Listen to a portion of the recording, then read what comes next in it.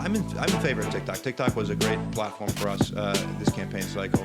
I don't necessarily believe the narratives being spun up about the dangers of it, if you will, because I know how the city works. The TikTok is a threat narrative came out just 2 weeks after, or 2 weeks before Instagram launched Instagram Reels.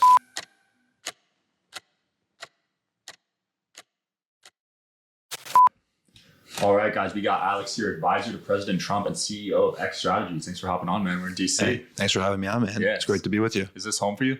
It's not home, fortunately. Second home. Yes, you could call it that. But yeah, I live in Palm Beach, Florida now, and I've been down there for about 5 years. I love it, man. You've had a busy 4 years this campaign. Yeah, actually busy 8 years, but I mean the 4 years have been pretty crazy. But I feel like they kind of flew by in a way. Yeah, this one felt like there was a lot of momentum the whole way through.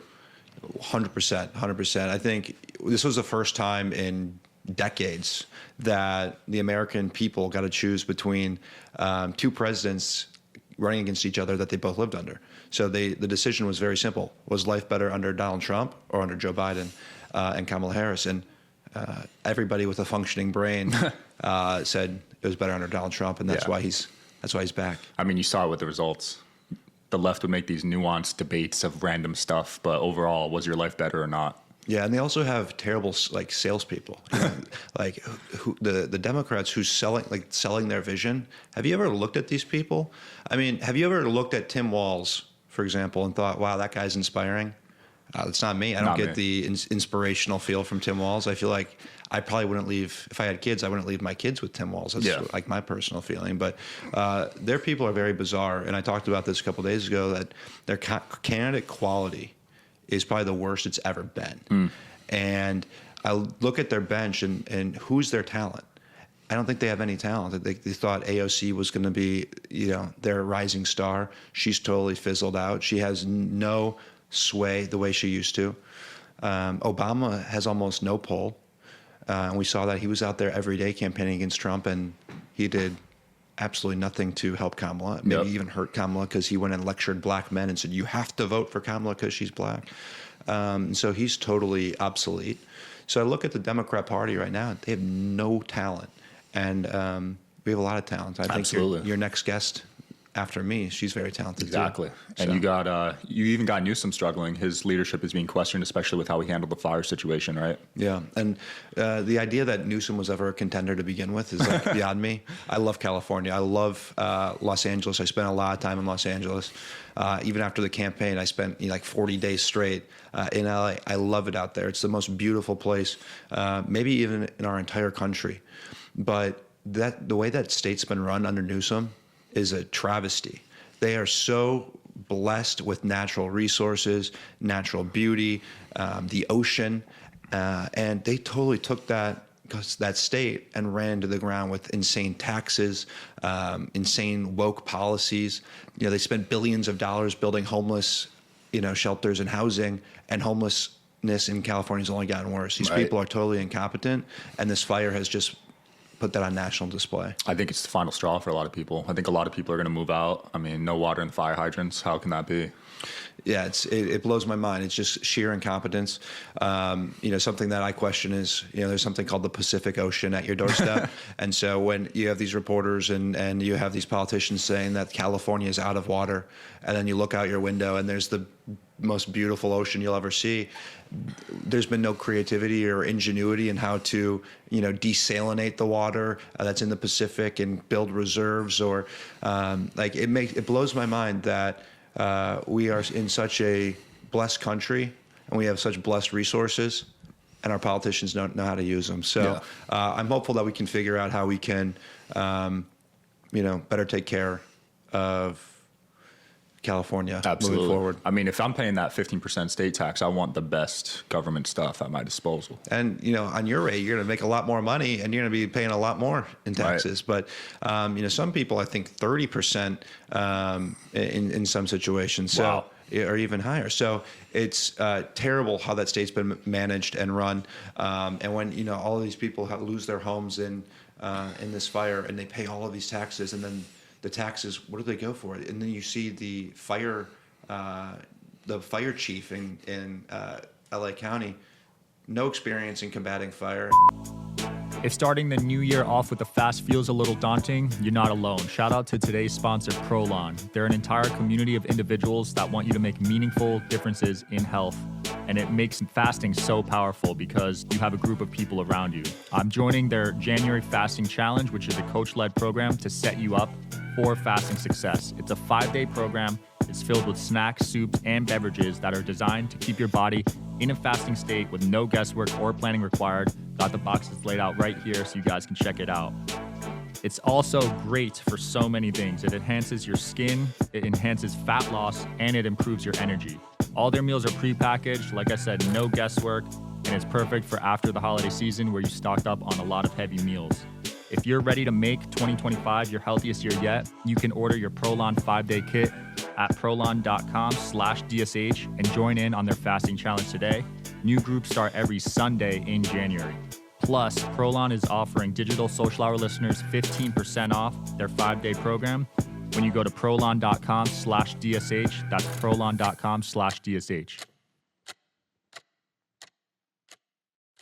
But she's like the first lesbian to ever hold the position, so she gets paid $800,000 a year as like a, a token. But Is that what she makes? something along those Holy lines. crap. It's insane, and she does such a terrible job combating fire. That's nuts. So, I think a lot of people in California are waking up, and this is certainly the final blow to whatever political ambition Gavin Newsom has. I don't think he recovers from this. Yeah, and I think that might have been the final straw for DEI too. You had Elon on X saying DEI means die. I mean, lives were lost, right? And Don Jr.'s been saying that for a long time as well, and I think it needs to go. I think it was a failed experiment. This whole presidential administration was a failed DEI experiment. From having the first dementia patient as president to picking Kamala Harris simply due to her ethnicity rather than credentials. Yeah. To Mayor Pete, the worst transportation secretary in the history of the world. He only got that job because of his sexual orientation. And, look what happened under him. He was touting his successes as transportation secretary, but he oversaw the East Palestine train disaster. He oversaw the cargo ship crisis, that we couldn't even get our shipments in. He oversaw the worst airports in the history we have the worst airports in the entire world, and that's on Mayor Pete's back. Wow. So, and what is that based off wait times or? Wait times, cancellations. It's insane what Mayor Pete's done as transportation secretary. But again, another DEI hire. Yeah, I remember my flights were delayed for probably 2 years straight. I was like, all right, I'm just going to show up late at this point because it's not on time anymore. Well, you start making some more money off these Instagram reels. You start flying private, Sean. Instagram Reels, man. I mean, with Dana White joining Meta, I'm actually a little excited about Instagram. Yeah, we'll see what happens. They're certainly singing a different tune now, and I've had some conversations and some meetings with their senior team. Dana's obviously, Dana's one of the most solid guys out there, and he was incredibly helpful to the president in so many different ways. And I'm excited that his voice is now going to be heard on that board, and he is not shy about making his voice heard. So I'm grateful that he's in there. But maybe Instagram, takes it up a notch. But the platform for a long time, I felt, has been, at least for conservatives, has been totally dead. Oh, yeah. And I was early on in building Facebook platforms and invested hundreds of thousands, if not well over $1 million in building up Facebook pages. And then all of a sudden they kill your pages. You can't reach anybody. So I post something, I get 9 likes. And then I was like, screw that. I don't really want to be part of it anymore. So it was a great platform. It used to be a great platform. Maybe it can return to being a great platform, but they certainly need to shake up what they were doing. Absolutely. I definitely agree with that. TikTok, where are you at with that? That's a controversial one. I just got banned on it again. I get banned every week on TikTok. Are your dance moves not that good, or what's the No, deal? dude, I can't dance. So maybe that's it. They want to get quality over quantity, maybe dancing. But no, with all jokes aside, I'm in favor of TikTok. TikTok was a great platform for us this campaign cycle. I don't necessarily believe the narratives being spun up about the dangers of it, if you will, because I know how this city works. The TikTok is a threat narrative came out just 2 weeks after, or 2 weeks before Instagram launches Instagram Reels. And then it comes out in 2022 that Meta paid a Republican advocacy firm nearly $50 million to spread, anti-TikTok issues. So I'm hesitant to just buy that narrative personally.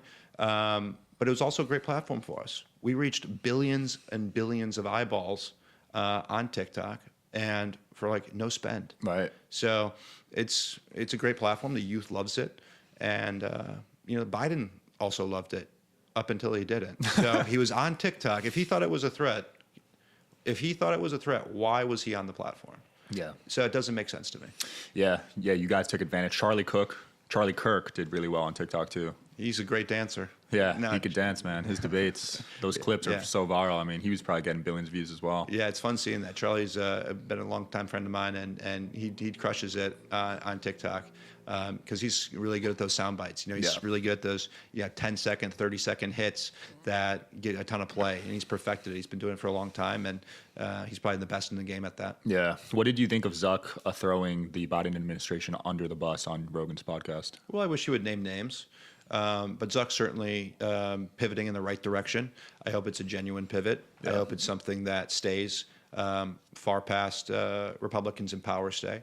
We really need to have trust in our great companies. Facebook was a great company. It is a great company. It's one of the giants in our country. And we need people who love our country running these companies. So Zuck obviously played a big role in Biden's victory in 2020. $500 million with Zuckerbucks, a lot of suppression of conservative content and voices. And now he's taking tampons out of boys' bathrooms and singing the right song. So I hope it's genuine, but we will see. Yeah, takes a big man in Trump, like repairing these relationships. You saw him getting along with Obama, with Zuck now, and these people did some, pretty crazy things in the past to him. Yeah, and that's something that I think the media has failed to explain about Donald Trump. It's like Donald Trump loves people. Like, he is a people person. He's one of the most genuine people you'll ever meet. He's very real. What you see is what you get. What he talks about, but he doesn't switch up. The Right. people around him switch up. He released a book in this past year called Letters to Trump. It's all a bunch of celebrity letters from over the years that people like Alec Baldwin or Oprah or different people like that wrote to him, talking about how wonderful you are, sir. You're such a great blessing to my life. You helped me with all these different things. And then all of a sudden, he runs for president and they switch up on him. Right. And so he's never changed. But now a lot of people are kind of coming back. But he's always stayed the same, and that's something I admire about him. I love that. Yeah, you got Snoop Dogg at the Crypto Ball last night. You got Mike Tyson coming Rick through. Ross was there too. Rick Ross. Yeah. I'm a big Rick Ross fan. Yeah. A lot of people don't know that about me. They see Alex, they probably think I like smooth jazz or something. But I'm a Rick Ross fan. You're a That hip-hop guy's guy? Oh yeah, that guy's a boss. I love it, man. How's your health, dude? Because that stage incident was pretty wild. Seeing that all over X. Yeah, no, I'm good. Thank you for asking. And that was kind of a crazy moment, obviously. Yeah, you're so young too. Yeah, I'm not vaxxed for the people and the conspiracy theorists out there. That was just something that, severely dehydrated. The lights were really hot, and it was a recipe for disaster. But I was overwhelmed with the outpouring of support and love and messages I received after that. And I'm gonna drink a lot more water now. Yeah, and you're working nonstop too. You think it was some stress? I don't know about that. I think we handled stress pretty well, and I think it was just more lack of water. Water is important. These Yeah. are things you don't know. Growing up, you don't know water is important, but when you fall off of stage and you look cool doing so, but when you fall off stage while giving a speech, and then you find out it's because you don't drink enough water, you start drinking water and understanding its importance. There's memes of Trump only drinking like Coke. Like no one's ever seen him with water. Yeah. See, I was trying to do the Trump diet, but it only works for him. Yeah. Some of these things only work for him. And, I've been blessed to get to spend a ton of time with him. So I try to pick up on, some of his habits I can't pick up on, but You're not on the McDonald's bandwagon? I can't do it anymore. I have a metabolism that slows down. And so if I eat a couple McDonald's burgers, I get fat right away. And I want to look appealing for the ladies. So gotta slow down the McDonald's. Makes sense, dude. Yeah, I had to give up fast food too. I feel you on that. Well, Alex, it's been fun. Anything you want to close off with here? No, man, it's been great, and I'm proud of all your success. It's exciting times ahead. It's been a great 4 years, and I think you're gonna have a lot of fun this 4 years. So, You too, man. thanks Look for having forward me to on, it. Yup. See you guys.